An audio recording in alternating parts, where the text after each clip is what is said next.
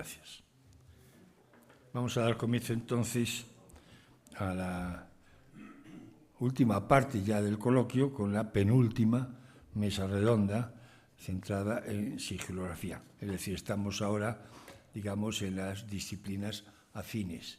Hablábamos de genealogía heráldica y, bueno, pues yo creo que es importante darle la entidad que le corresponde a la sigilografía y reconocer la realidad de una disciplina nueva que es la falerística. Y por eso de ahí que tengamos estas dos nuevas mesas redondas. Me acompañan en la mesa el profesor José María de Francisco Olmos, yo iba a decir Chema de Francisco, y por otro lado a mi izquierda Luis Miguel Repás.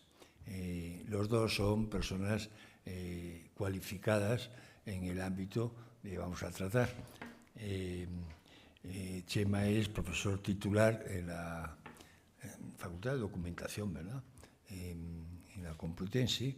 Aparte de esto, es numerario de la Academia Matritense y colega y amigo de todos los que estamos aquí prácticamente. Y Luis Miguel Repás es profesor en la Universidad de Coimbra, es especialista en múltiples cosas, es la historia de la monarquía, el estudio de las mujeres, del monacato femenino, mejor dicho, ¿no? Sí, porque la historia de las mujeres ya está un poco recargado el asunto y tiene unas connotaciones. Yo soy autor de un libro sobre mujeres medievales con poder. Ya, no sé, no hace mucho me presentaron como especialista en historia de las mujeres y me pegué un respingo, no tampoco. Pero bueno, pero sí, las mujeres con poder. Bien. Y también en cuestiones de monarquía, naturalmente la sigilografía, y en las comunidades cistercienses femeninas, exactamente, ¿no? Entonces le voy a dar la palabra primero, si les parece, a José María de Francisco y después sigue la intervención.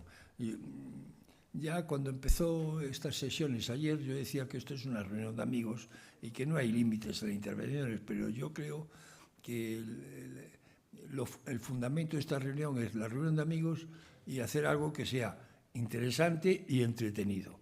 Y por lo tanto, por la experiencia de la mesa anterior, creo que lo más interesante, a mí me parece, es las preguntas y surjan los temas que van surgiendo sobre la marcha, a partir naturalmente de una exposición previa, que es la que van a proceder ahora y que os recuerdo pues, que la sustancia en realidad vendría después, ¿no? ¿De acuerdo? Pues mira la palabra.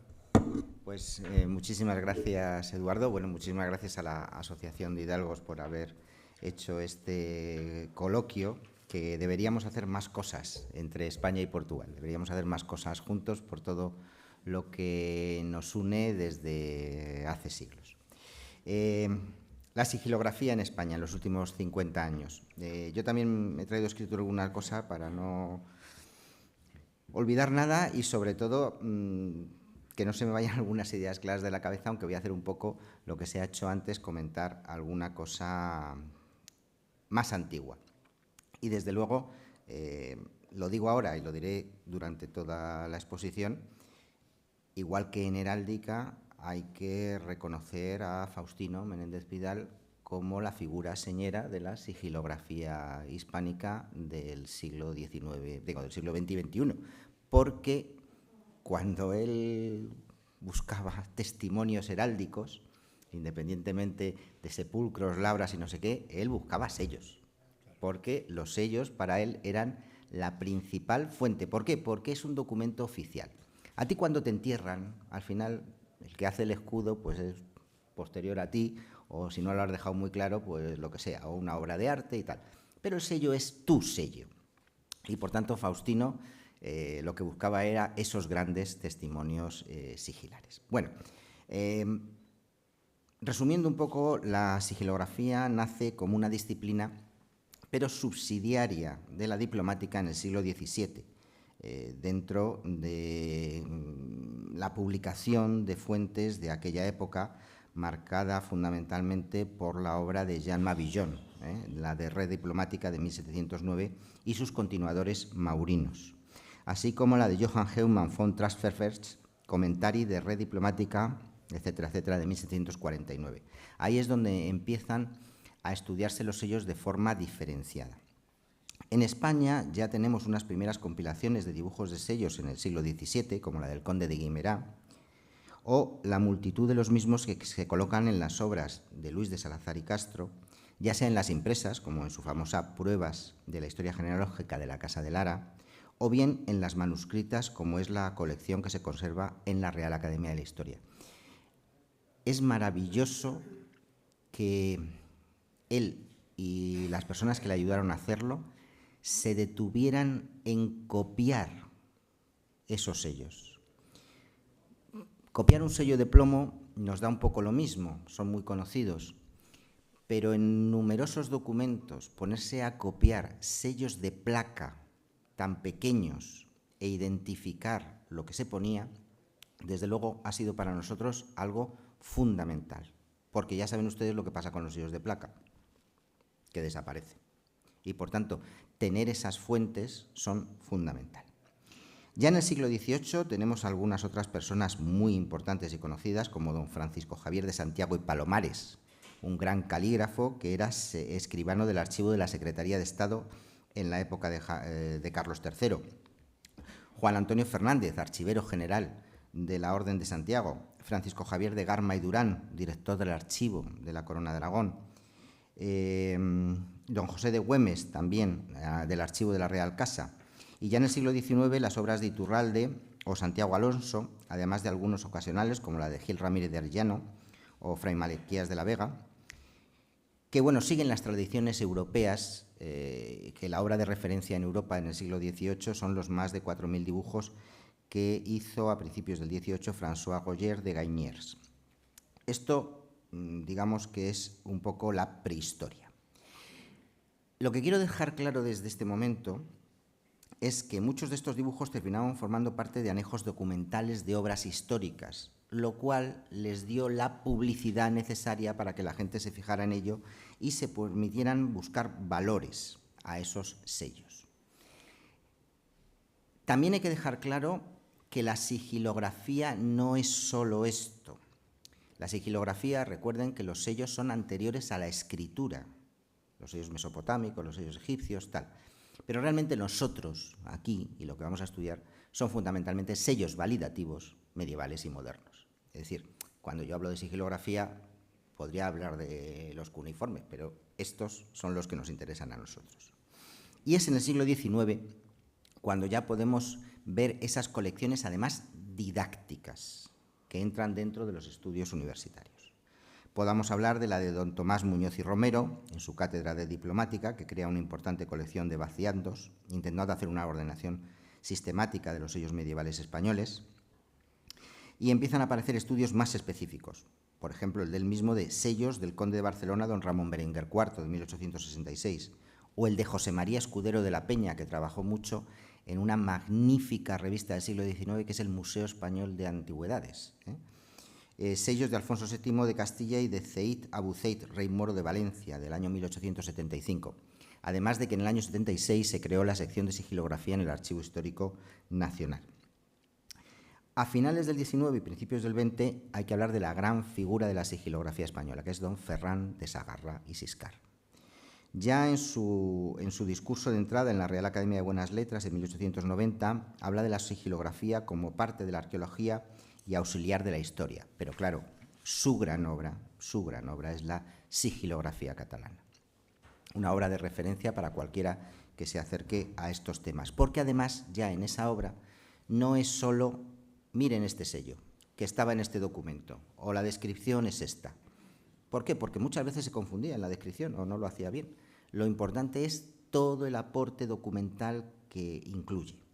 Quién era el responsable de los sellos, los encargos de las matrices, cuánto costaban, es decir, ya unos estudios más sigilográficos y no de descripción.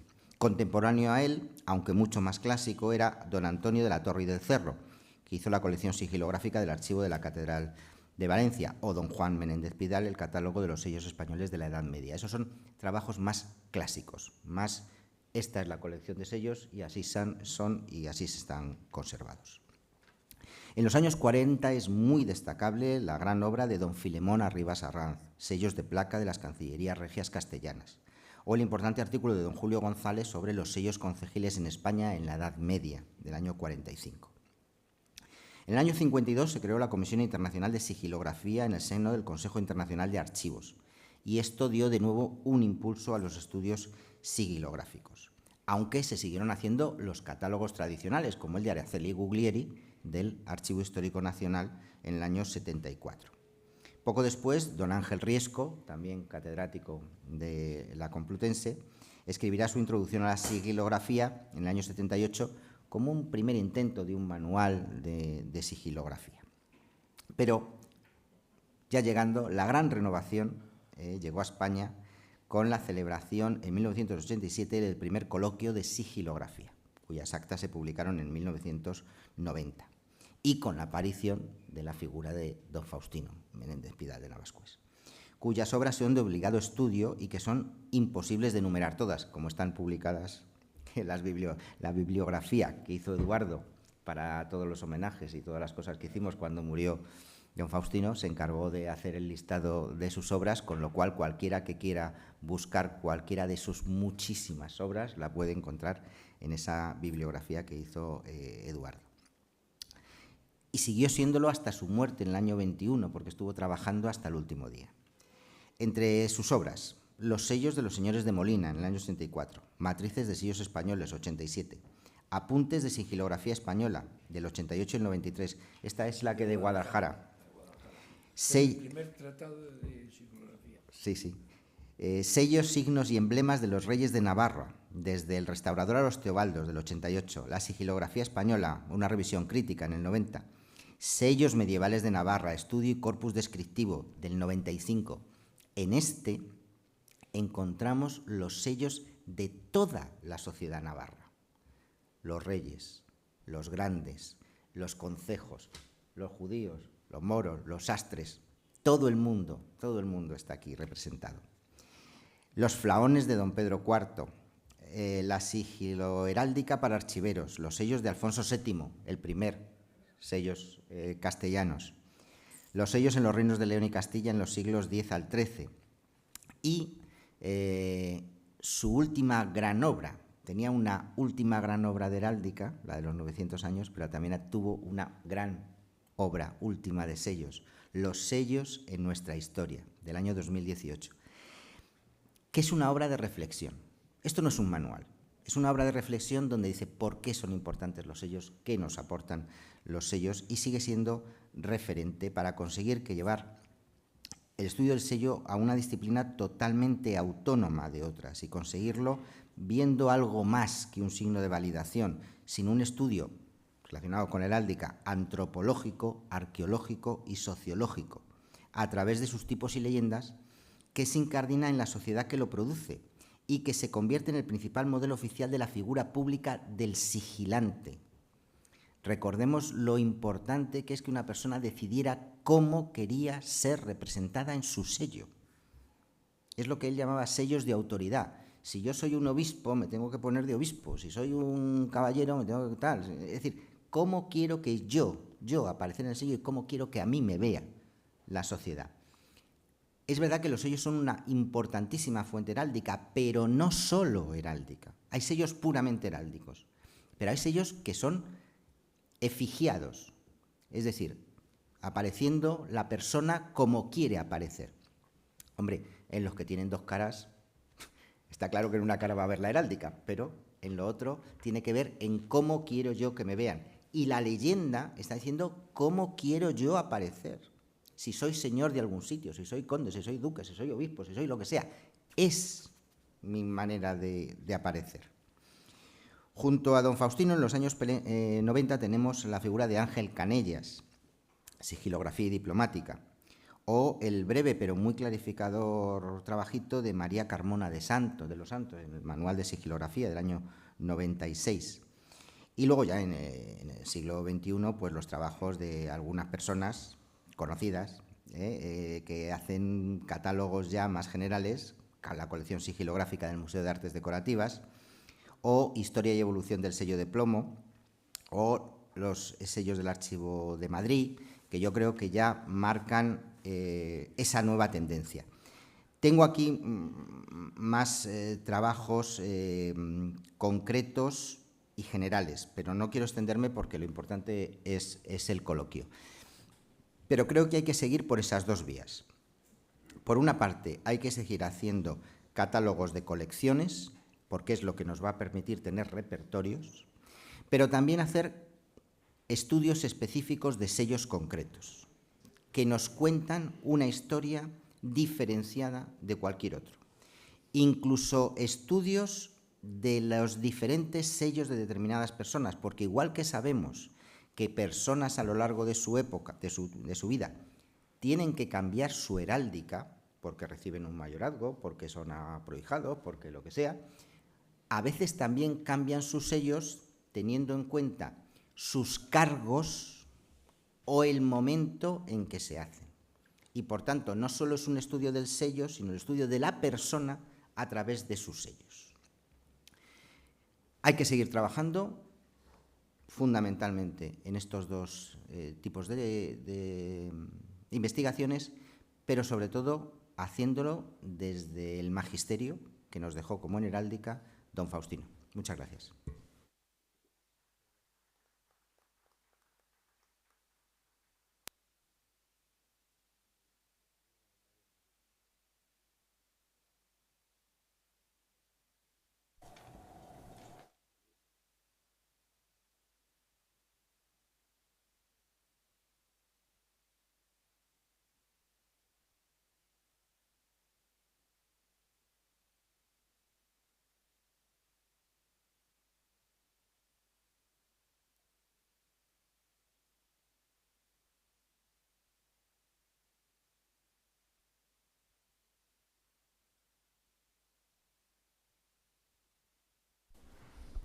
Buenos días. Ante todo, pido disculpas por mi mal castellano. Si me lo permites, intentaré hablar en castellano despacio y veremos si consigo hacerme entender. Lo más probable es que hable una mezcla de castellano y portugués, ya veremos.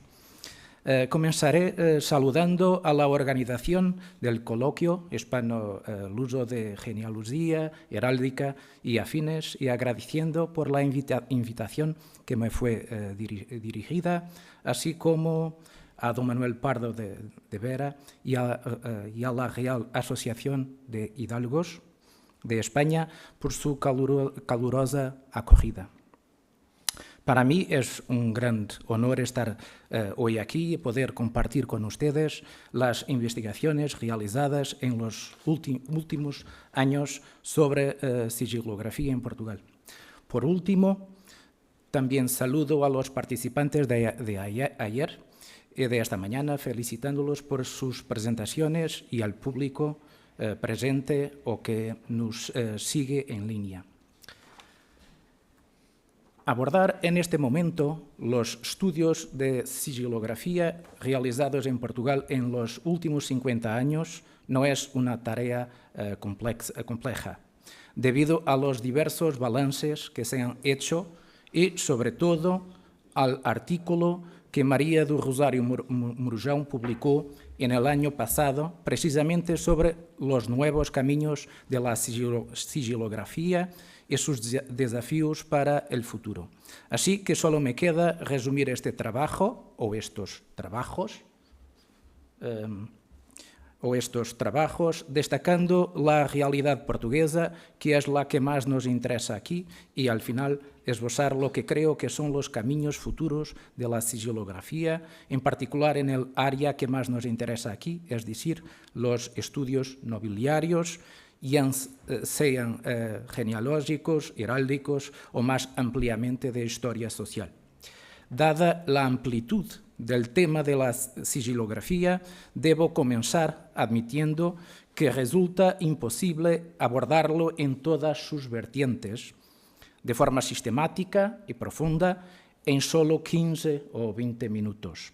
Por este motivo, centraré esta conferencia más en el componente simbólico de la sigilografía que en su función validatoria y prestaré especial atención a su dimensión heráldica. Una vez aclarado cómo voy a abordar este tema, es imprescindible, ante todo, ser conscientes de lo que ya se ha hecho. Desde este punto de vista, lo que me propongo es, en primer lugar, presentar un breve estado de la cuestión para, a continuación, señalar lo que, en mi opinión, debería hacerse en este campo historiográfico, mostrando el potencial de los estudios de sigilografía con algunos ejemplos especialmente asociados a la heráldica y, finalmente, presentar algunos enfoques o líneas de análisis, los posibles o los que considero más importantes en este momento, proporcionando así, en cierto modo, una descripción general y actual del tema. Por razones prácticas y de tiempo, no me detendré en los trabajos de António Caetano de Sousa, Joaquim de Santa Rosa de Viterbo, João Pedro Ribeiro y Frederico Figanieri, autores de los siglos XVIII y XIX, que incluyen el análisis de celos, prefiriendo centrarme en los estudios desarrollados a partir del siglo XX y, en particular, en los de los últimos 50 años. En primer lugar, hay que reconocer que, lamentablemente, en las últimas décadas casi no se han realizado estudios sistemáticos ni grandes investigaciones sobre la sigilografía en Portugal. Mientras que en otros países ya se han dado pasos decisivos hacia la catalogación y el estudio de los sellos, inicialmente a través de exposiciones y coloquios, y más recientemente también mediante proyectos de investigación con fondos estatales, que casi siempre dan lugar a la publicación de buenos catálogos y de diversos estudios y a la construcción de bases de datos que luego se ponen a disposición en línea. En Portugal, aparte de la obra de Luís Gonzaga de Lancastre y Távora, titulada El estudio de la sigilografía medieval portuguesa, que presenta el esbozo de un corpus sigilográfico medieval portugués y data de 1983. Existen principalmente estudios parciales y fragmentarios. Para evitar dudas, repito que el trabajo más completo sobre la sigilografía en Portugal se publicó hace más de 40 años. Como toda obra de más de 40 años, necesitaba ser cuidadosamente revisada, puntualmente corregida y, sobre todo, actualizada, como señala Pedro Sameiro a través de los ejemplos que estudia en su artículo Selos medievales portugueses, o María do Rosário Murjão en su artículo La sigilografía de la obra en la obra del Marqués de Abrantes.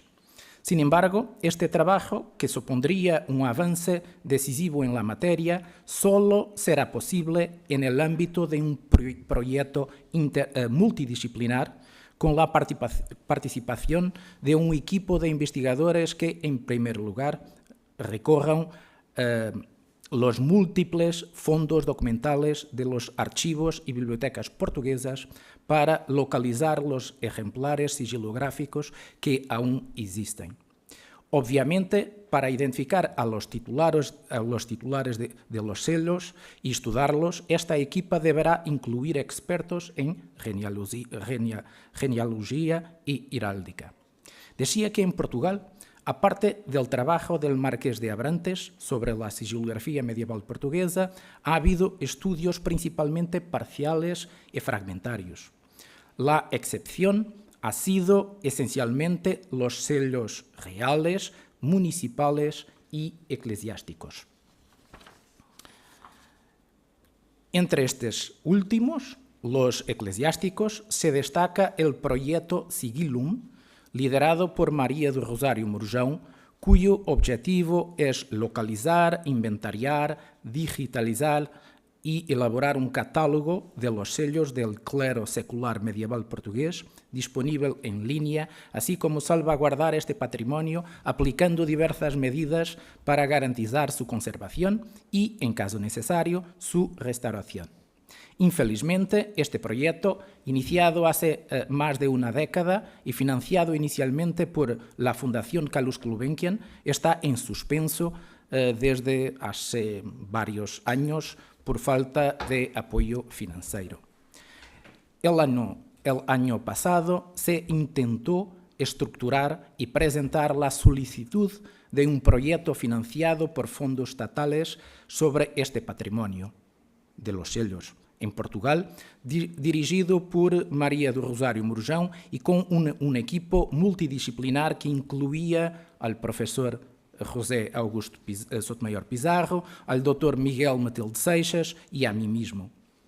Se trataba de un proyecto con múltiples áreas de actuación que incluía localizar, inventariar, digitalizar, describir, estudiar y elaborar un catálogo de todos los sellos existentes en Portugal, así como ponerlos a disposición en línea, además de elaborar manuales de buenas prácticas y promover otras medidas para salvaguardar la conservación de este patrimonio. Sin embargo, desgraciadamente, por diversas razones no fue posible presentar este proyecto. Espero que podamos hacerlo en una próxima convocatoria, ya que eso supondría un avance decisivo para los estudios en este ámbito. Tras esta visión general del tema, veamos más de cerca lo que se ha hecho. María do Rosário Murujão, en el citado artículo, afirma que ningún archivo portugués dispone de un catálogo de las estampas sigilares que conserva independientemente de su soporte.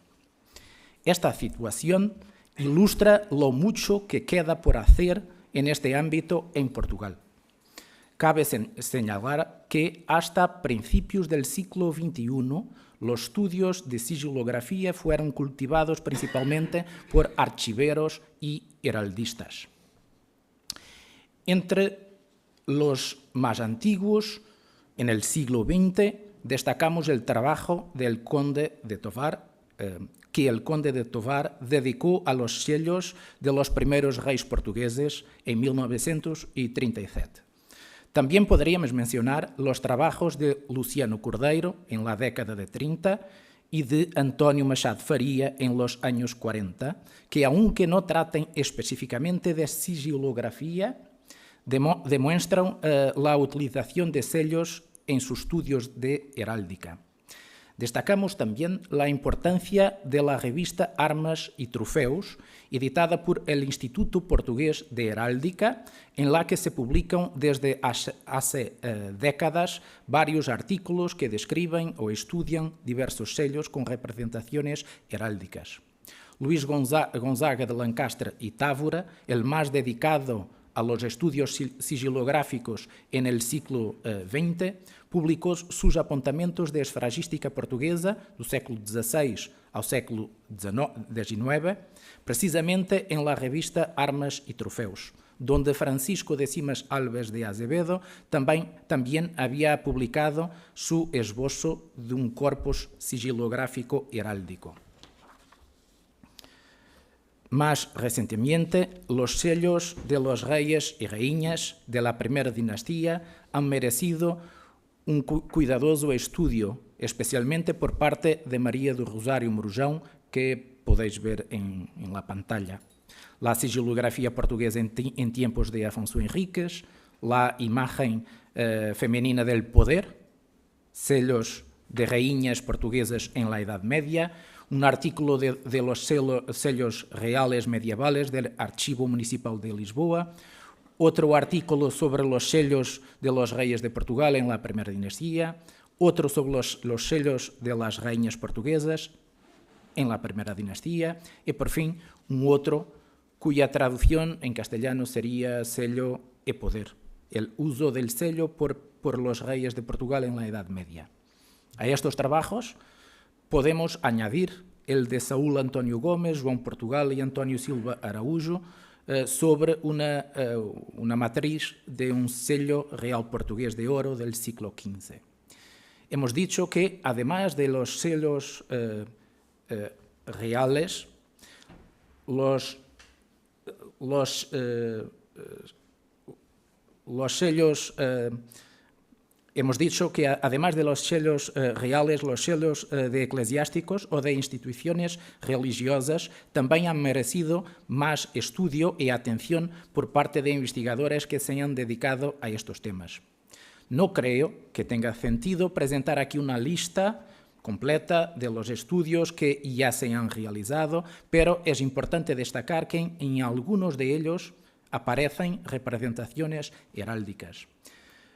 Sin embargo, les presentaré algunos ejemplos de los sellos de los monasterios femeninos cistercienses portugueses que recientemente estudié con María do Rosário Morujão para un artículo que aún está en prensa, pero que se publicará aquí, en España, como parte del proyecto Lemacist, dirigido por Ana Suárez González, profesora de la Universidad de Santiago de Compostela.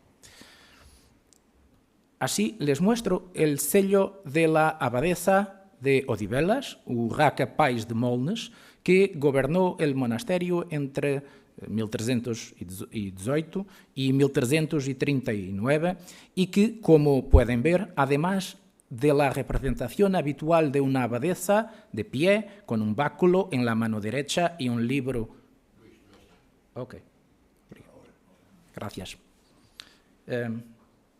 Yo tengo las dos imágenes en el ordenador, me he equivocado. Así les muestro el sello de la abadesa de Odivelas, Urraca Pais de Molnes, que gobernó el monasterio entre 1318 y 1339, y que, como pueden ver, además de la representación habitual de una abadesa de pie con un báculo en la mano derecha y un libro en la izquierda junto al pecho, incluyó en su sello las armas de Portugal y Aragón. Esta circunstancia, que entre los monasterios cistercienses solo se encuentra en Odivelas, se debe naturalmente a que esta comunidad monástica fue fundada por el rey Dinis y su esposa Isabel de Aragón en 1295. De este modo, la abadesa pretendía recordar a todos los que vieron su celo que su monasterio había sido fundado por los reyes de Portugal. Podemos ver también otro ejemplar del mismo sello que ya era conocido. Menos conocido es este ejemplar que la abadesa Constanza Lourenço, quizá porque no es tan claro ni está tan bien conservado como los de Urraca Pais de Molnes. Aún así, las armas del rey y la reina son claramente visibles, lo que demuestra que esta práctica se remonta a los primeros años de esta comunidad. Desgraciadamente, no tenemos los sellos de las abadesas que sucedieron a Urraca Pais de Molnes, pero tenemos descripciones de estos sellos. Estas descripciones fueron realizadas en la época por los notarios cuando copiaban los documentos en los que aparecían los sellos y constituyen una valiosa información para el estudio de la sigilografía medieval. También son la prueba de que es posible estudiar los cielos y las prácticas sigilográficas aunque no se hayan conservado los sellos. De estas descripciones se deduce que las siguientes abadesas, Oruana Pais y Leonor Martins, mantuvieron el escudo con las quinas del rey de Portugal, que mientras tanto se había ordenado enterrar allí, pero dejaron de utilizar las armas de Aragón, tal vez porque la reina, tras la muerte de su marido, acabó eligiendo el monasterio de Santa Clara en Coimbra como lugar de enterramiento. También puedo mostrarles el sello de la abadesa de Castris, junto a Évora, Mor Martins Perdigoa, grabado en 1391 en la campana que regaló a su monasterio y que actualmente se conserva en la iglesia de la Misericordia de Mora. Se trata, pues, de un uso no diplomático del sello que no es un caso aislado. Cabe señalar que en el vértice inferior figura... Aquí se ve mejor.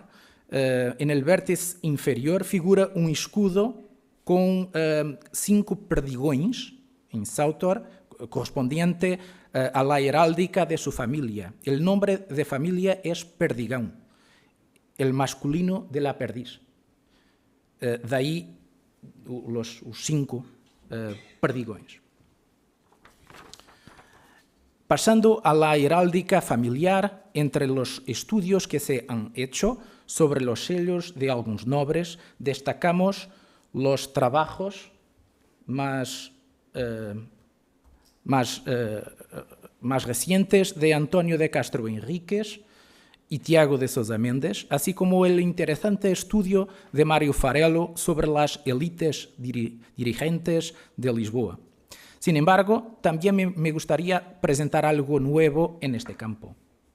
Así, muestro el sello de Rui García de Paiva, que creo aún inédito, que es probablemente la primera representación heráldica de un Paiva y que nos ayuda a comprender la composición del sello de su esposa, Brengaria Aires de Gozenda, que se encuentra en 4 grabados de la campana primitiva que esta señora mandó hacer para la iglesia del monasterio de Almoster, fechada en 1292. En el caso del sello de Rui García de Paiva, se trata de un sello bien conservado, de cera roja, con un formato inusual, grabado en una sola fase, el anverso, que se inscribe en la tipología emblemática heráldica de devoción religiosa o de ideal caballeresco. El campo está relleñado únicamente por una flor de lis, que se podría referirse al simbolismo de la devoción mariana. A su alrededor figura la leyenda en caracteres románicos mayúsculos Sigillum Rodericus García de Pavia.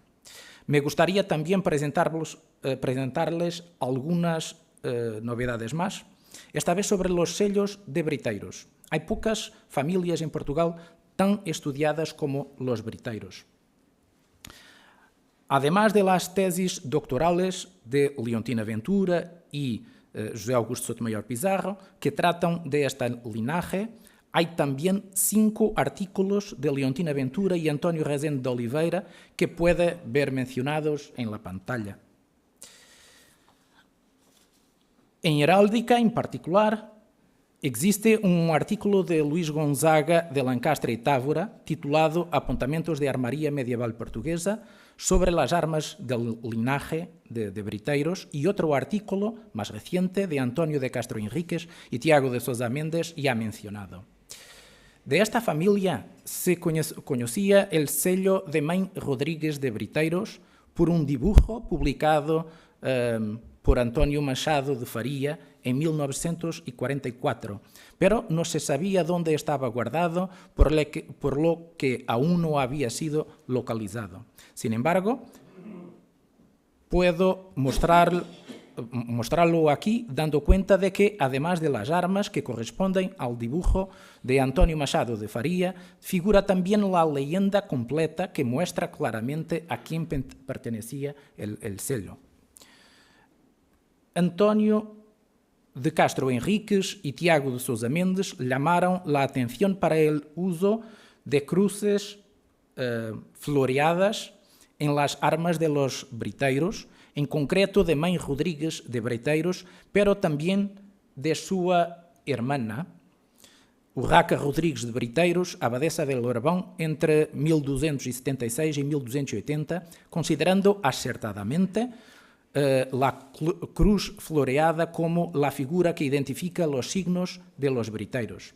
Sin embargo, Según Antonio Machado de Faría, el sello de Sancha Rodríguez de Briteiros correspondía a un escudo con 3 fachas enxadrezadas.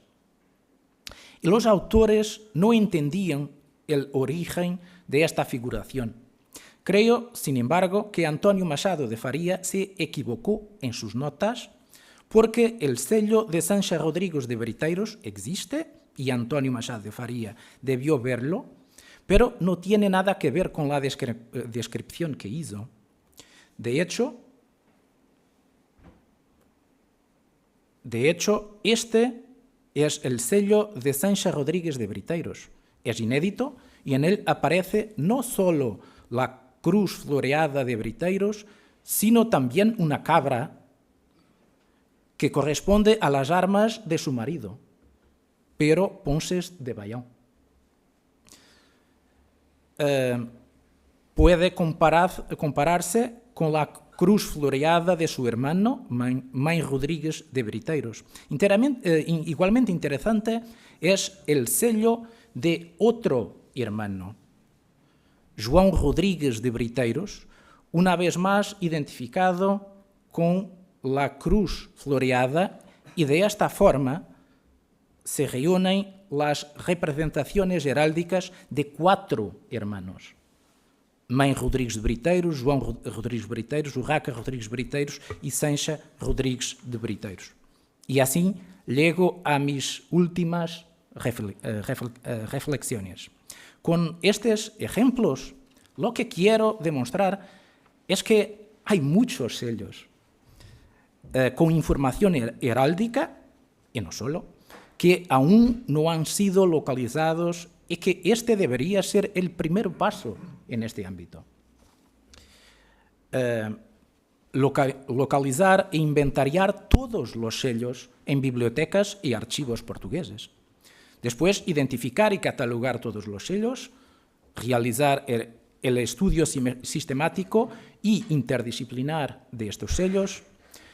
Entre los estudios que se llevarán a cabo, creo que se dará preferencia a los que se centren en los sellos como forma de representación y en su contribución a la historia social. En el campo de la representación, una de las áreas que considero más necesitadas de estudio en Portugal es la de género y representación, es decir, el estudio de los sellos femeninos de mujeres. Este es, de hecho, uno de mis objetivos para este año: animar a mis alumnos de máster a desarrollar estudios sobre sigilografía femenina. Por supuesto, para llevar a cabo estas tareas, lo ideal sería conseguir la aprobación de un proyecto de investigación en sigilografía con fondos nacionales, a través de la Fundación para la Ciencia y Tecnología, o con fondos europeos del European Research Council. También me gustaría retar a todo aquel que en España quiera estudiar los sellos a que se plantee un proyecto internacional para promover el inventario e estudio de los sellos y las prácticas sigilográficas en la península ibérica. Y este es precisamente el mayor reto que deseo o que dejo para el futuro. Gracias.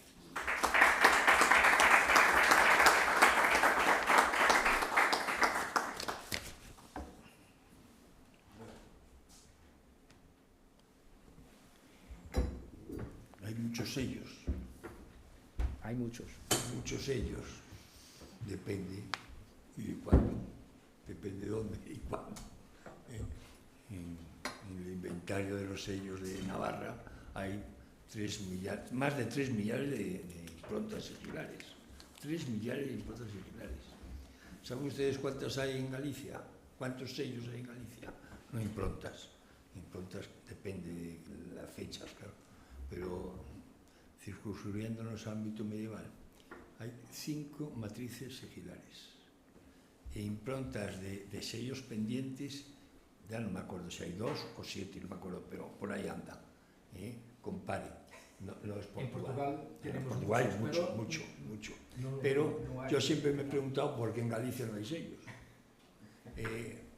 Yo recuerdo con Faustino, en la Catedral de Santiago, que un día allí el archivero, al que luego le robaron al pobre el códice, bueno, pues el archivero decía que había una caja de zapatos llena de sellos. ¿Por qué? Porque incomodaba mucho en el archivo el andar con el pergamino, y entonces los cortaban. Yo sospecho que puede haber otras causas.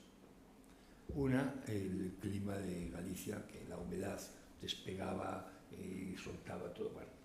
Y la otra puede ser también, la cera era muy cara, también, y puede ser que esos sellos, porque a verlos había, porque no tienen más que ver los pergaminos con las plicas, si tienen plicas, ¿dónde están los sellos? Claro. Y luego hay muchas copias de instrumentos donde se describe el sello, muchísimos. Luego se usaban los sellos, pero no los hay. Bueno, pero dejando eso a un lado, y con mis mejores deseos para el proyecto de Sigilum, yo quiero hacer un reconocimiento que ayer se hizo en la revista Hidalguía y se recordó también a Armas e Trofeos. Yo creo que es una revista magnífica. Y también miro con mucha enorme envidia al Instituto Portugués de Heráldica, del que, por cierto, yo soy miembro, y recibo todas las... Quizás no correspondo como debiera, pero... Y hacer un reconocimiento, insisto, a la revista y al propio instituto que mantiene una actividad periódica inasequible al desaliento.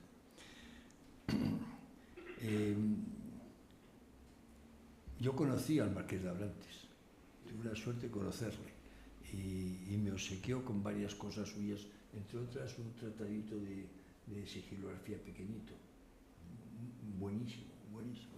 Y naturalmente tengo el de las matrices de sellos medievales, ¿no? Y quería recordar también el coloquio Sigilografía que hubo en Madrid, al que yo asistí y participé, y además que costó un enorme trabajo, lo recuerdo perfectamente, convencer al ministerio de que editara las actas. 3 años. Costó muchísimo trabajo. Aquellas actas se publicaron y ahí publiqué yo también una cosa que era de improntas sigilares gallegas en no sé qué colección diplomática del Archivo Histórico Nacional.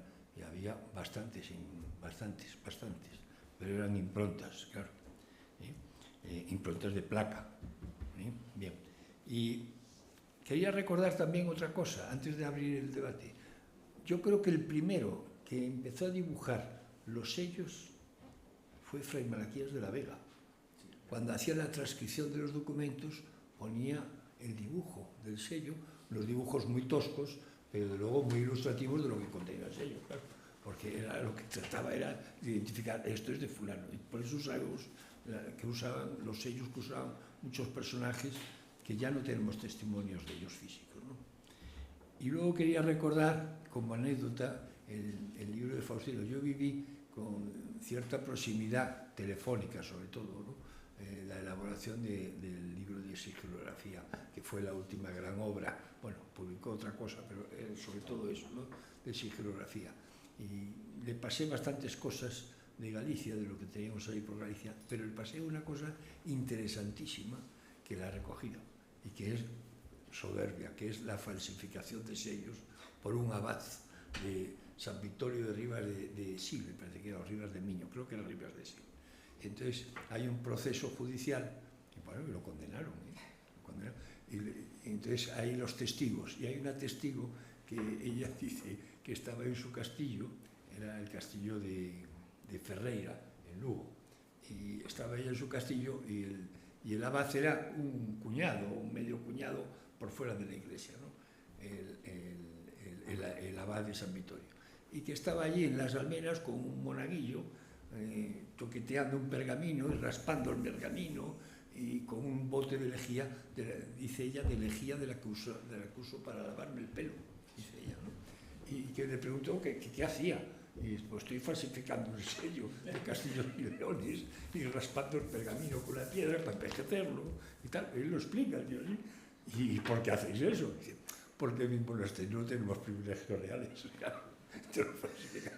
Bueno, ese texto, estas referencias en el interrogatorio con las declaraciones están recogidas en el libro, es de que recomiendo que lo miréis porque es delicioso, delicioso. Bueno, dicho todo esto, esta pequeña digresión, pues yo creo que podemos abrir un debate. Ya hay por ahí un voluntario, que es Fernando.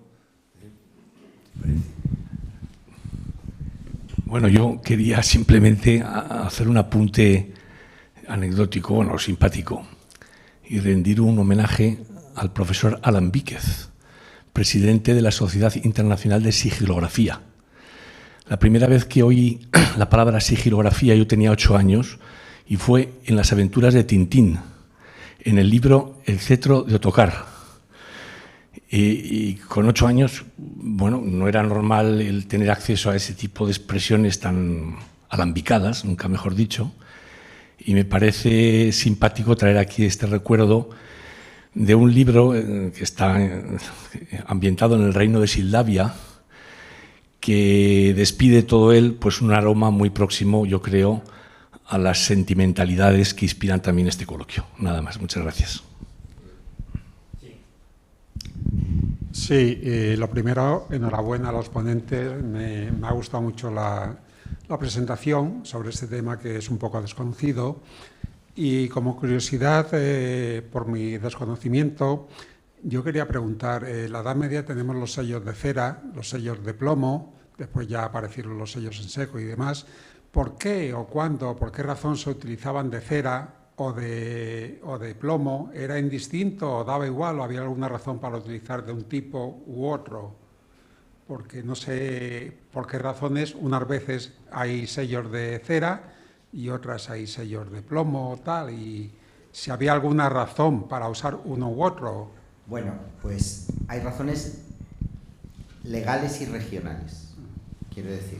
Hay países donde domina una tradición y países donde domina otra tradición. Pero además, una vez que se codifica el uso del sello como validación, y eso se ve en Alfonso X, en las partidas, te dice, si el documento es de esta tipología, llevará este sello, de plomo o de cera. Es decir, según la tipología del documento, va a llevar uno u otro. También se ve en las ordenaciones de Pedro IV, que es lo mejor que hay en el mundo, porque las ordenaciones de Pedro IV te dicen, si se utiliza este, o sea, si el tipo documental es este, se debe utilizar el flaón, y lo describe completamente.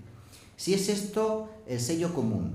Si es esto, el sello secreto. Si es esto, es decir, hay una normativa legal que te dice lo que es. Incluso en el caso de la corona de Aragón, te dice sellos de cera roja. En el caso de Francia, por ejemplo, hay sellos de cera blanca, de cera verde, de cera negra, en el caso de las viudas, pero es legislativo. Por ejemplo, en el sello de plomo es exclusivo del soberano, del rey. Nadie puede utilizar sello de plomo salvo el rey. En el caso de Castilla, estoy diciendo. Porque, por ejemplo, en Francia o en Inglaterra no existe el sello de plomo, es solo en el Mediterráneo. Sin embargo, allí bueno, tienen otros tipos de... Pero lo que quiero decir es que el sello, al ser parte de la diplomática, es decir, de la documentación oficial, tiene una legislación. Y en cada sitio se legisla de forma específica lo que hay. El último cambio es del pergamino al papel. En el pergamino se puede utilizar un sello pendiente, porque se hace la plica. Cuando se utiliza el papel, se acabó lo que se daba porque se rompe. Y hay que cambiar al sello de placa. Es decir, hay muchos factores para saber lo que hay que hacer, pero está todo normativizado, que sea una palabra muy fea. Bueno, gracias. Para añadir, en Portugal los sellos de plomo también son utilizados solamente por el rey. Tenemos sellos de plomo de los pontífices, claro. Pero en la documentación producida en Portugal, solamente los del rey, que también utiliza los sellos de cera. Unas veces de cera y otras de plomo, como habéis explicado. Se supone que la duración de los de metal es más, en el tiempo, más larga que las de cera, ¿no? Porque son más delicados, quizás. Te cuento una cosa curiosa, porque lo tenemos escrito. Alfonso IX de León hace nuevos diplomas indicando, como el sello de cera es más frágil y no sé qué, vuelvo a hacer este privilegio con el nuevo sello de plomo, que es el momento en que están haciendo el sello de plomo. Pero eso no es verdad, es decir, el sello de cera, si lo conserva bien, se puede conservar perfectamente, y el sello de plomo, la verdad es que es muy difícil de conservar porque no es la palabra técnica, pero se oxida. Es decir, el plomo tiene unas características de, repito, que no es la palabra técnica, de oxidación, que tú puedes encontrar un sello de plomo que está prácticamente deshecho o que no se ve nada de ello porque, bueno, se corroe, ¿no? Yo no soy técnico en estas cosas, pero se pasa muy mal. Gracias. Hay una cuestión muy interesante, Javier, me gustaría poner encima de la mesa, sobre el interés que tiene la sigilografía per se para un heraldista, o por cuáles son las conexiones. Claro, porque los sellos influyen muchísimo en las modas heráldicas y a la inversa. Las tipologías, las combinaciones heráldicas y la disposición de las figuras influyen muchísimo en las tipologías de las matrices sigilares. Y yo creo que ese es un tema, aparte de la información directa que ofrece un sello, que por supuesto que eso es, que digamos, como en la genealogía, bueno, pero no es solo el testimonio heráldico, es mucho más que eso, ¿no? Entonces, el desarrollo de las modas y todo eso, creo que es un tema del que merece la pena decir algo, ¿no?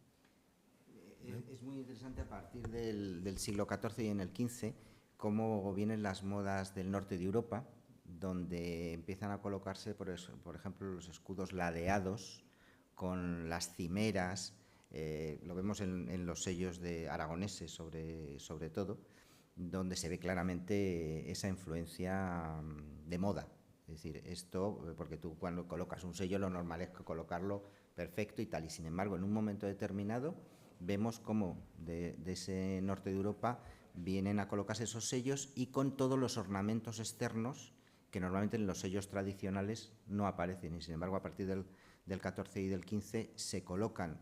Y fijaos que es una cosa que va en contra de la claridad, porque cuando tú quieres poner un sello lo que quieres es que se vea muy bien, y sin embargo tienes que reducir el campo del sello, que son las armas, para colocar las cimeras, los lambrequines, las cosas, pero sin embargo era la moda. Sí, pues y por tanto... me refería, bueno, sí, es verdad. Yo tenía en la cabeza un poco el periodo anterior, todos los sellos lobulados, polilobulados, etcétera, que eso es reflejo de la necesidad de combinar dos emblemas heráldicos o lo que sea, ¿no? Pero luego es que esos lóbulos o esos polilóbulos tienen reflejo también en las representaciones heráldicas en piedra. No sé, es que hay infinidad de testimonios en piedra donde en realidad ves un escudo dentro de un lóbulo, o por ejemplo en el Alcázar de Sevilla, las armas del rey Don Pedro están dentro de un sello polilobulado, o por ejemplo el monasterio de Carracedo en León tiene el sello de García Rodríguez Valcárcel dibujado en la pared, y debajo está el escudo, pero encima está una figura rodeada de escudetes, con un león en el centro. Es que eso es la representación de un sello polilobulado, que era el sello de García Rodríguez. A mí me encantó también lo que contaba Faustino en el magnífico libro publicado por la Asociación de la Casa Real, de las esposas no esposas de los reyes, sí, tanto de Pedro I como de Alfonso XI, cómo se colocaba el escudo del león, del linaje del león, y alrededor los escudetes o lobulados de las familias tanto de María de Padilla como de Leonor de Guzmán. Y se veía también esos lóbulos y esas cosas. O sea, sí que son al final pues eso, representaciones de la sociedad. Si la sociedad artística, por moda, por lo que sea, lo usa de una manera, al final los soportes, todos los soportes, lo van a asumir porque es lo que la sociedad está pidiendo. Quiero ver este tipo de representación. Eso lo hacían los reyes, y le pongo yo un logo.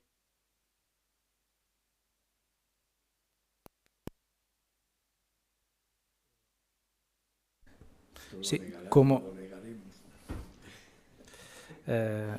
como yo había dicho, en el proyecto que queríamos presentar, teníamos un equipo con varias disciplinas, nomeadamente a historia del arte, precisamente por estas cosas y por las modas, la evolución de la representación. Por ejemplo, tenemos la microarquitectura en los sellos que va a evoluir. A partir del 14 tenemos cada vez más microarquitectura, las vestimentas se van cambiando, tenemos representaciones cada vez más complejas y con iconografía, además de los sellos con heráldica. En los sellos de eclesiásticos tenemos iconografía religiosa cada vez más compleja.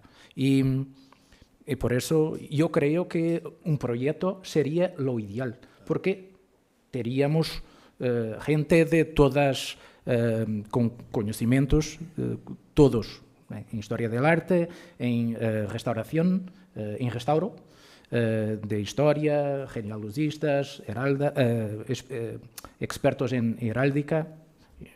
O sea, te voy a comentar una cosa sobre lo de los proyectos. Todos lo intentamos y todos nos damos de cabeza frente a la burocracia. Nosotros tenemos también un proyecto, se llama Signum, que nos lo han dado y hemos, por ejemplo, fotografiado todos los sellos del Archivo de la Corona de Aragón. Pero el problema es que los proyectos se acaban. Tienen 1 año, o 2 años, o 3 años, y si no te lo renuevan, es un horror. Yo soy más partidario, bueno, no soy más partidario, quiero decir, lo ideal es lo que han hecho en Francia. El proyecto Sigila de Francia está liderado por el Estado. Ha ordenado a sus archiveros que vean en sus archivos los sellos que hay y que se coloquen en el corpus. O sea, no es te doy un proyecto, no. Desde el Ministerio o la Dirección General o lo que sea, dice, oiga, dediquen 5 horas de su tiempo a la semana o lo que sea, en vez de en hacer otra cosa, en ver sus sellos. Sigan este modelo y lo van cargando, pum. Claro, tendrán 10.000, 20.000, 30.000, 40.000, que es al final lo que queremos, tener todos los sellos para luego hacer los estudios de conjunto y de poder hacer pues todo lo que queramos. Pero esa tarea de recolección, al final, los externos, los que pedimos desde la universidad o tal, somos personas concretas que tenemos el tiempo que tenemos para hacer un proyecto y que nos lo dan tasado, 2 años, 3 años.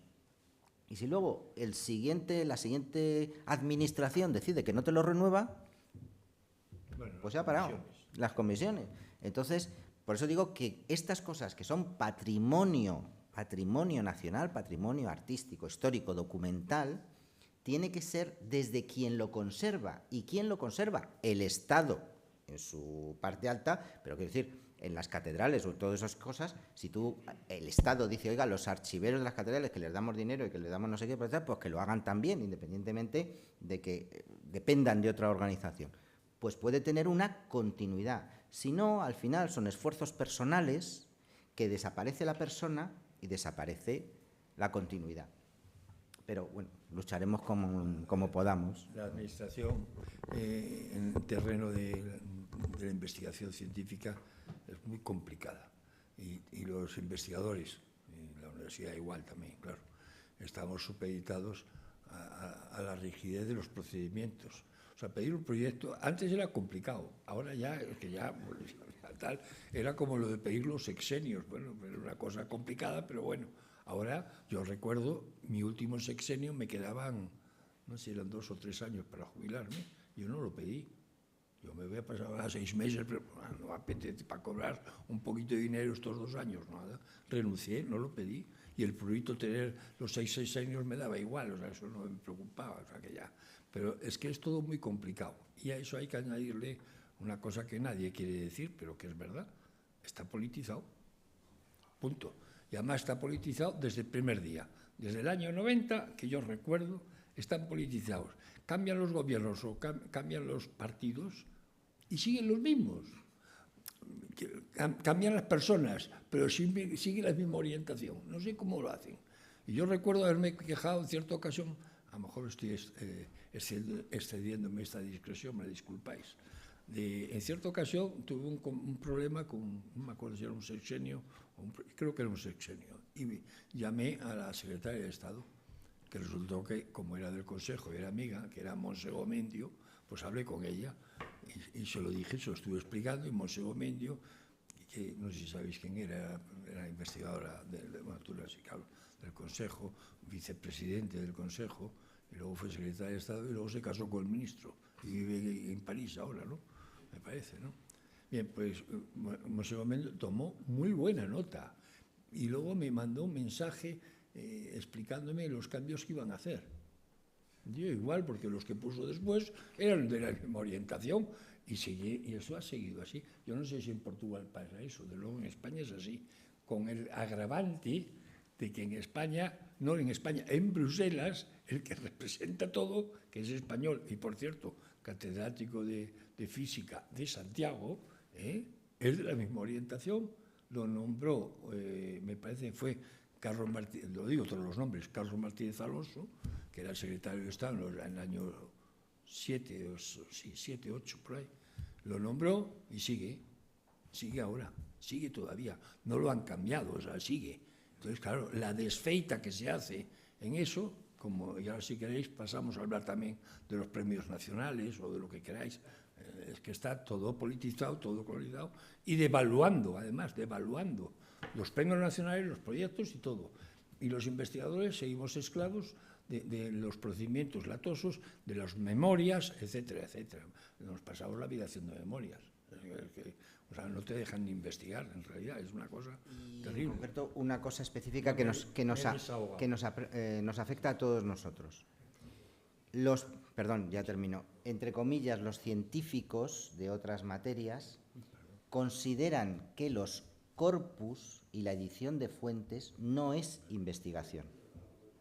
Consideran que no es investigación. O sea, que tú publiques 3 tomos de sellos, te dicen, o una colección diplomática, dicen, no, usted ha copiado esto, pues lo ha visto y tal. Dice, esto no vale para los sexenios, esto no es investigación. Las colecciones diplomáticas no. En Portugal es lo mismo. La publicación diplomática de documentación no es investigación. Solo para terminar, este es un patrimonio que se puede perder. Sí. Porque los de plomo y los de cera. Basta a transportar un documento con un sello, dejar así y perdemos el sello. Es importante fotografar todo. Un comentario, ya con esto cierro. Que se me ha ocurrido la influencia, la correspondencia entre heráldica y sigilografía. Pregunta. ¿Se han preguntado ustedes, o os habéis preguntado alguna vez, por qué los escudos se representan con un yelmo encima? Yelmo encima. Porque es la imagen abreviada del caballero a caballo en el sello, en la matriz sigiliar. La imagen del caballero embrazando el escudo, pues solo se ve la cabeza del yelmo. Y esa imagen es la que se traslada cuando se inventan las coronas en la segunda mitad del XIV, y se pusieron de moda las coronas que estaban restringidas ya desde el primer momento. Entonces, como complemento, se inventa esta otra fórmula de presentar las armerías. Bueno, es un ejemplo de por qué están implicadas una y otra. Nada más. Perdón por habernos pasado de hora.